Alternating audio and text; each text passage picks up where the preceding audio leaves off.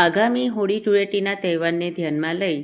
દાહોદ પંચમહાલ તેમજ નર્મદા જિલ્લાના ડેડિયાપાડા સેલંબા તરફના શ્રમયોગીઓને તેઓના વતન તરફ જવા માટે અંકલેશ્વર એસટી વિભાગ દ્વારા એક્સ્ટ્રા બસ સંચાલન કરવાનું આયોજન હાથ ધરવામાં આવ્યું છે। સૌથી મોટી ઔદ્યોગિક વસાહત ધરાવતા અંકલેશ્વરમાં મોટી સંખ્યામાં શ્રમજીવીઓ કામ કરી રહ્યા છે, ત્યારે હોળી ધૂળેટીના તહેવારને ધ્યાને લઈ અંકલેશ્વર એસટી વિભાગ દ્વારા દાહોદ પંચમહાલ અને ડેડિયાપાડા તરફના શ્રમજીવીઓ માટે તારીખ 13 માર્ચ સુધી રોજિંદી 30થી વધુ વધારાની બસો દોડાવવાનું આયોજન હાથ ધરવામાં આવ્યું છે, જે અંકલેશ્વર જીઆઈડીસી બસ સ્ટેશનથી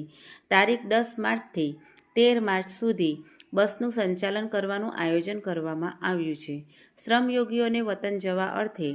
આખી બસને માંગણી કરવાથી એસટી આપના દ્વારે સૂત્ર હેઠળ તેઓને તેઓના કામ કરવાના સ્થળથી બસની સુવિધા ઉપલબ્ધ કરવામાં આવશે, જેથી તેઓ પોતાના વતન સરળતાથી પહોંચી તહેવારની ઉજવણી કરી શકે તેવી વિશેષ વ્યવસ્થા કરાઈ છે। જેબી ગાવિત, ડેપો મેનેજર અંકલેશ્વર। હાલમાં ચાલી રહેલા હોળી ધૂળેટીના તહેવારને અનુલક્ષીને અંકલેશ્વર ડેપો ખાતેથી પણ એક્સ્ટ્રા બસોનું આયોજન હાથ ધરવામાં આવેલું છે। ખાસ કરીને અંકલેશ્વર જીઆઈડીસી એરિયો છે, જ્યાં મોટી મોટી કંપનીઓમાં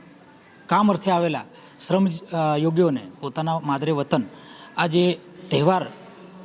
સારી રીતે ઉજવણી કરી શકે તે માટે પહોંચાડવા માટે દર વર્ષની જેમ આ વર્ષે પણ ખાસ કરીને દાહોદ, ઝાલોદ, ગોધરા તેમજ સ્થાનિક લેવલે પણ ડેડિયાપાડા અને સેલંબા તરફનું પ્રવાસીઓને તેમજ